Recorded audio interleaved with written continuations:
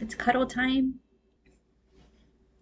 I was about to record and somebody wanted my attention first.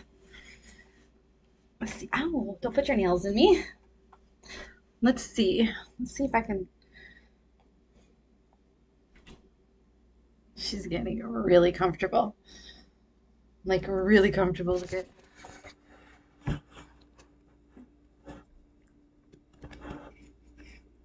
I put my legs up on the chair. Anything for my baby. Anything for my baby. So she can get her sleep. She knows that sleep is healing. Sleep is good. Let's get started in this video. I wanted to talk about sleep, stimulate fat burning, speed up weight loss, boost your immune system, and improve your memory. It's amazing how sleep, yes, sleep can make you feel, it can make you feel amazing. And if you don't get sleep, you will not feel amazing. Sorry for the really long intro. Welcome to my video. Welcome to my channel. Welcome back, Soul Fam. For those of you that are new, welcome, welcome, welcome. My name is Gabrielle, aka Witchy Vibes 11, aka Healing Vibes in the 11th frequency. I'm an intuitive empath and a Lifewave distributor and instructor. Today I'm going to talk to you guys about sleep and why it's so important for you to get the right sleep, and what happens to you when you don't get enough sleep, and what you can do to improve either your time or your quality of sleep. Now, when we talk about sleep, I'm not talking about just resting. I'm not talking about sitting around watching TV and, drifting in and out of consciousness. Okay, I'm not talking about taking a little nap. I'm talking about proper sleep, deep sleep. So what happens when you're asleep? Your body repairs. It grows.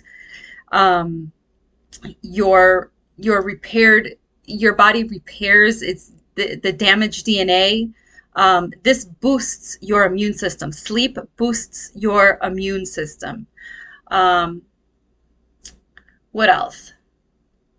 Autophagy. Autophagy is a very powerful regeneration process that occurs in your body while you are asleep.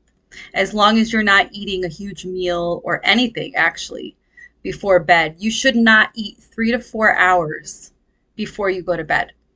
I eat dinner pretty early. I eat between 3 and 4 o'clock in the afternoon, evening. Yeah, I don't like to eat late. So I eat anywhere between 3, 4, 5 o'clock is really pushing it. And I've been training myself to get ready for bed and be in the flow of that circadian rhythm.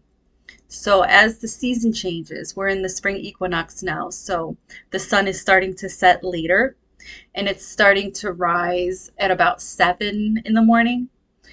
And I'm starting to slowly get into the new sleep pattern. But then as we go into the fall season, it's a little bit harder because the sun sets so early. And then there's times when it's like completely dark at like 4 o'clock in the evening. And I get really tired and I want to go to sleep. But I know if I go to sleep that early, that I will be awake very early. So it's really hard to incorporate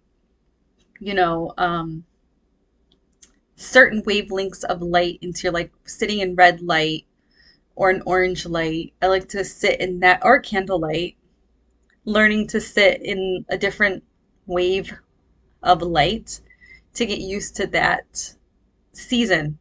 And then once you're used to that season, boom, here comes spring and then summer. So it's like I'm trying to get used to the sleeping pattern of the season. But it's really healthy for you to train your body to be in that circadian rhythm. That's how our ancestors lived. They rose with the sun and they settled down. They winded down as the sun would go down. And then they would get up as the sun would come up. So you definitely don't want to eat anything huge before you go to bed, because it's hard on your digestive system, and then you won't be able to sleep. You won't be able to get into that deep sleep. Another thing that happens when you're asleep is memory formation. If you're struggling with memory and trying to keep a grip on things, especially when you're starting to get older, it's very often because you're having poor quality of sleep. And as we get older, we do tend to have more disturbed sleep. Probably because as we get older, our bodies start to hurt, but we can get into that later. I think I just did a video about the body pain and stuff like that.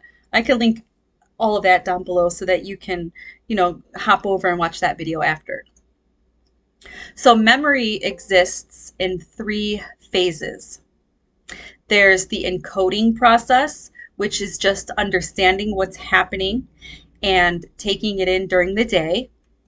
And then memory formation happens in your brain when you're asleep.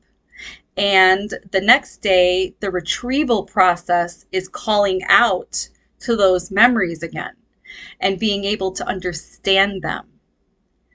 Now, you could have a problem with encoding. Things are confusing when they happen.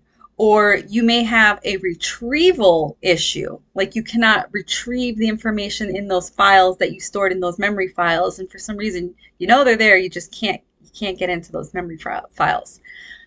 But most likely it's just the memory formation. It's just not happening. Those memories are not going into their, specific little memory files. They're not getting locked in properly because you are not getting sufficient sleep. Now, doctors say you need at least 7 to 8 hours of sleep typically. And teenagers need more. And we always think our teenagers are being lazy and sleeping in all day. It's not that they're lazy. It's because biologically they need it. It's a biological requirement. Unfortunately for them, they usually don't get it because, we all have hectic lives. They have hectic lives. They're waking up early, to go to school. We live in a very, very busy world where we are dominated by our routine. And if we're not dominated by our routine, we're controlled by our devices, our cell phones, and our stresses.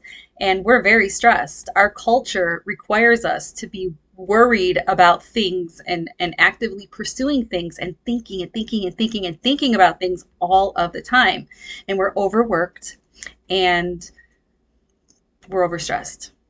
We also lack a little bit of self-discipline. So it's very difficult to get the sleep that we require. Our wake-up time is usually fixed. You have to get up, go to school, or get up and go to work, or you have to get up and take care of the baby. If you're a new mom, forget about it. Your sleep is wrecked. It's wrecked for probably the first year of that baby's life. And that's a long time to be sleep deprived, especially if you're a single parent.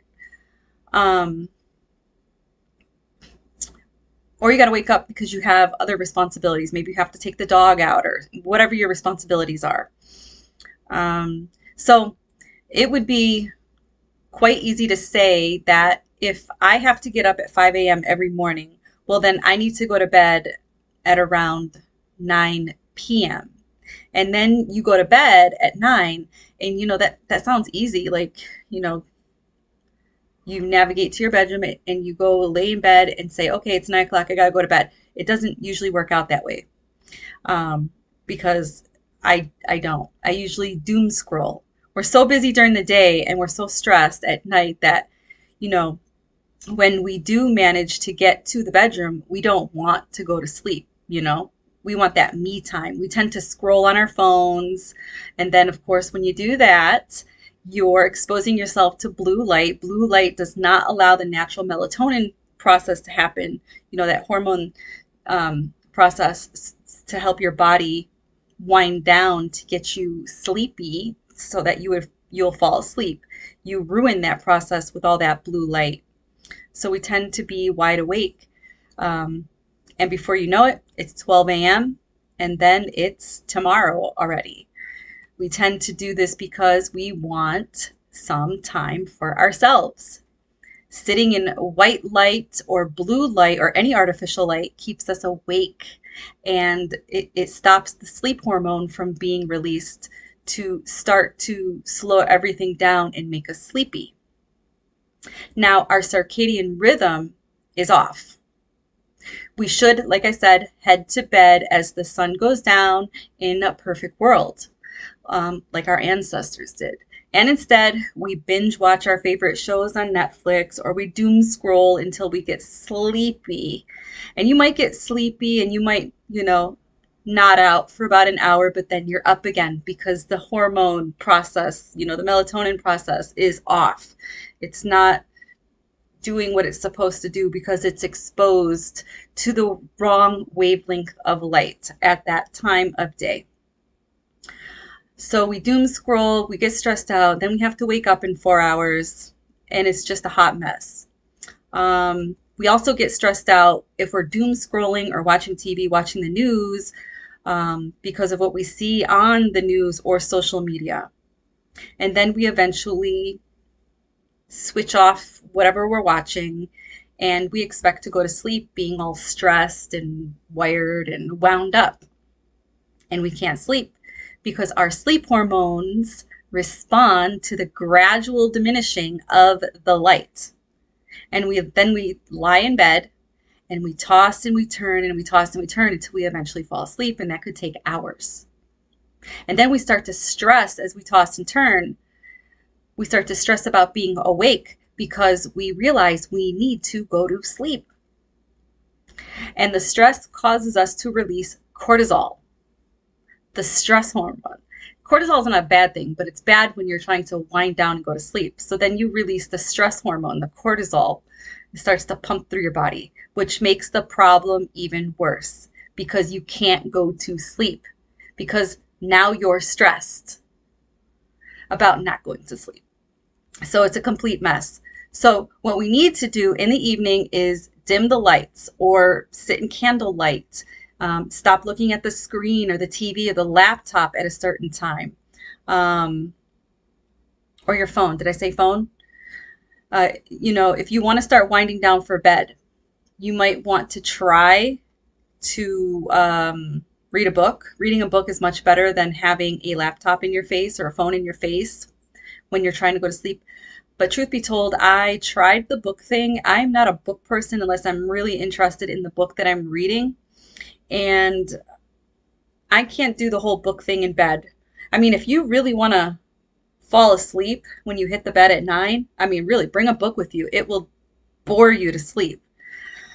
But I'm an active reader. I need light, and I need a highlighter and a pad of paper and a pad of paper and a pen or a pencil or something. Because when I read, I like to highlight and I like to take notes. So I'm an active reader. So I can't just read a book and process the information and go to sleep. I have to read the sentence 5 times to get it. Then I have to highlight it. Sometimes I have to go and look words up so that I can totally understand what I'm reading. So yeah, I'm an active reader. So reading in bed for me is just, it's not my jam. So I'm not a person that can read in bed. Plus I drive my husband nuts, with all the moving and I do have a little headlamp light that I wear. I've tried the whole reading in bed thing. I can't. It's not my thing. For me, I like to listen to music. You can listen to whatever music you like. I like to listen to frequency sounds that make you fall asleep. I like to listen to affirmations or binaural beats, healing music. I like brown noise. I like to listen to my favorite podcasts. I like to listen to Ram Dass a lot. When I go to sleep at night, I like to listen to him. But yeah, you have to dim the lights and try to be a bit more disciplined about when you go to bed and when you finally switch all those lights off. It's also very important to avoid stimulants before you fall asleep. So like coffee. Avoid coffee before going to bed because it will keep you awake. I used to be able to drink coffee and go to sleep, but as I get older, I don't know, like things have changed in my body and it's not that way anymore. I can't drink a cup of coffee to wind down like I used to and fall asleep because I will sleep for 3 hours and I'll be up again. Um, don't drink alcohol before going to sleep. Don't eat anything sugary before going to sleep. Well, you shouldn't be eating sugar anyways, but we do it. So if you're going to do it in moderation or try to eat something healthier. If you're going to eat like chocolate, try, like dark chocolate. Anything over 73% cacao. Um, but you shouldn't eat any of that before going to sleep because it's just going to stimulate you and it's just going to keep you awake. Anything that's going to stimulate your metabolism and increase your heart rate is going to keep you awake. Now, a lack of sleep will affect your eyesight. Eventually, it will affect your eyesight negatively. You will obviously have worse immunity. You will gain weight. You will age more quickly, and your hormone production won't be as efficient. A lot of your hormones are produced while you are asleep because your microbiome, the bacteria that lives in your gut, they are responsible for guiding and regulating the process of producing the hormones that you need on a day-to-day basis. So sleep is not a luxury. It is non-negotiable. It's a biological necessity. You have to learn how to take care of yourself. A lot of these things were not things we learned in school. These are not a lot, my parents never told me any of this stuff. No adult ever told me about this stuff. Like this wasn't something that an adult would tell me to push on to me to not push on to me, but like teach me how to take care of myself as a human being, to thrive in life, to feel and look healthy. These are things I've had to learn along the way because I've been an unhealthy person for so long that I had to learn how to become a healthy person. So if you don't get the sleep that you need, you're going to become sick. You're going to get a dis-ease, a disease. A dis-ease is something that is off, off balance in your body. It's a dis-ease in your body. And then it will turn into a full-blown illness, a sickness. Could be anything, literally anything. And we're talking about bad stuff, okay? Like the C word, stuff like that. You don't want to lose your memory. You don't want to get cancer. You don't want to activate an autoimmune response and get lupus or MS, Parkinson's. You want to avoid that stuff. And the way you're going to avoid that is getting the proper sleep that you need. You don't want to be 30 looking like you're 70, okay? You need sleep. You need your beauty rest. That's why they call it beauty rest. You need your beauty rest. Okay, so sleep is not a luxury. It's a biological necessity. You're going to become sick. You're going to get old if you don't have enough sleep. Now, taking a sleeping pill, and I'm talking about a melatonin pill. I mean, there's other pills out there that like Ambien and stuff like that. That stuff is crazy. I would never take that. I know people that have taken those pills and the weirdest things have happened to them. They've gotten up, they've cooked, they've eaten, they've made a huge mess in the kitchen. They don't remember doing it. I have a cousin that took it and she went for a drive, didn't even know. She got home and in the morning she was all muddy, had no shoes on her feet, nothing. And she went driving and she didn't even know she did. It was like sleepwalking. It's like you're in a dream and you're just sleepwalking. It's crazy. So taking pills can be very dangerous. That is a chemical replacement for the normal sleep hormone. And it may work, it works, but the more you take it, the less your body produces the sleep hormone that you need until eventually you can't sleep without a sleeping tablet or a sleeping pill or whatever sleeping thing you're taking. Your body also becomes resistant to the sleeping pills eventually. So then you'll need to increase the dose. So you'll absolutely become essentially addicted. You'll be addicted to sleeping pills. Even if it's just melatonin, you'll be addicted to sleeping pills. So please be very careful and don't give them to your kids and don't give them to yourself. Learn how to, sorry, I have cat hair all over my face.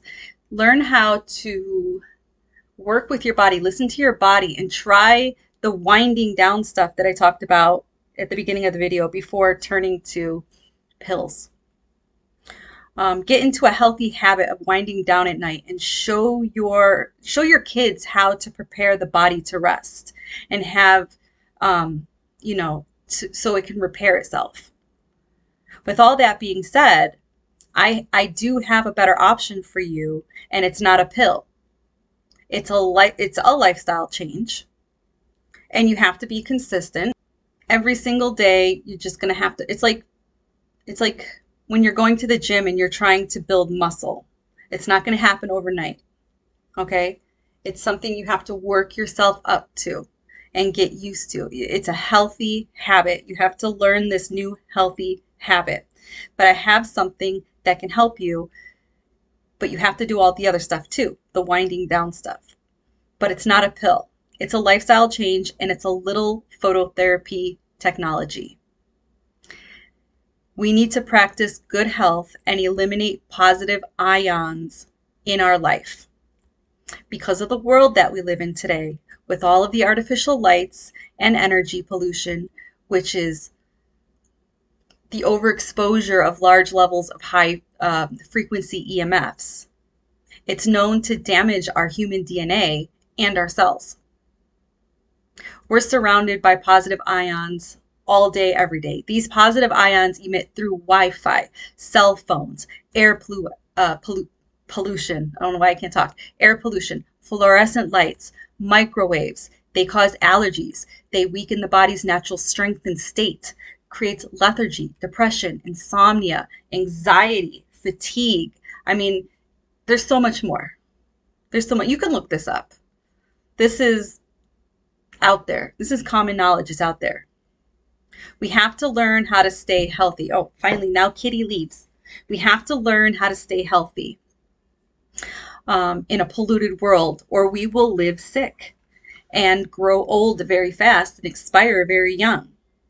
And I can help you lower your anxiety. I can calm your nerves and increase your melatonin so that you can get the sleep that your body needs, that deep REM sleep, so your body can repair itself. However, you still have to practice good sleep health and do all the stuff that I mentioned earlier by winding down at night. Now, the company Lifewave, I'm a distributor for this company called Lifewave. This company has a nighttime patch to help you to increase your own melatonin production without taking a pill. And the patch is called Silent Night. It's a silent night patch. It sends a specific light frequency into your body to start to increase the melatonin as you start to wind down at night. So the patch, you put the patch on your body. You can put it here. I mean, you'll get a pamphlet. You put it on your third eye, the right side of your temple, the top of your right foot. I mean, there's a bunch of different places that you could place this patch. And you would put it on your body. For me, I put it on my body about 2 hours before I go to bed. And as you start to tuck yourself in at night, the patch will help your body produce the hormone that makes you sleepy. And it will guide your body to get that healing REM sleep, that deep sleep that your body needs, so that you can rest and repair while you sleep. So there you have it. That's it. It's really just that simple. I mean, it sounds simple, but it's a learning process. It's not negotiable. Sleep is not negotiable. Like I said, it's not a luxury. Your memory will improve. If you use this patch to help you sleep at night, replace the pill with the patch. Why take a pill when you can patch? You can use light therapy. And I know I told you earlier, light is bad. It's not light that you're going to see. It's light that's coming off of your body, and it reflects off of the patch. Each patch has a specific frequency programmed into it. This is new age technology, you guys. This is not just a patch. This is technology. So the light in your body, the infrared light in your body, would bounce off of the crystalline structure in the patch, and it communicates with the patch. And the patch sends your body and the patch are communicating with each other, and it sends a frequency, a wavelength of light into your body and tells your body to do certain things. Like the X39 patch tells your body to elevate the copper peptide, to wake up your stem cells. Each patch does something different. The silent night patch is telling the hormone in your body, okay, let's produce melatonin and bring this body into a relaxed state of mind so that it can get the rest that it needs to repair itself. And everybody that I have patched that has used this patch, including myself, it has taken at least 30 days for me and other people that I have patched to feel the difference. So you have to use the patch for at least 30 days to start to notice something. I don't think everybody's that way. For me, it definitely took me 30 days to get that deep sleep and for the patch to take effect. I think, I'm also 45 years old, so, sleeping funky for years and years and years, I think my body just had to learn how to, function differently. And it was a huge change, but it works and it's amazing. And your memory will improve, your immunity will improve, your weight will go down, your metabolism will be better, your hormone production will be better.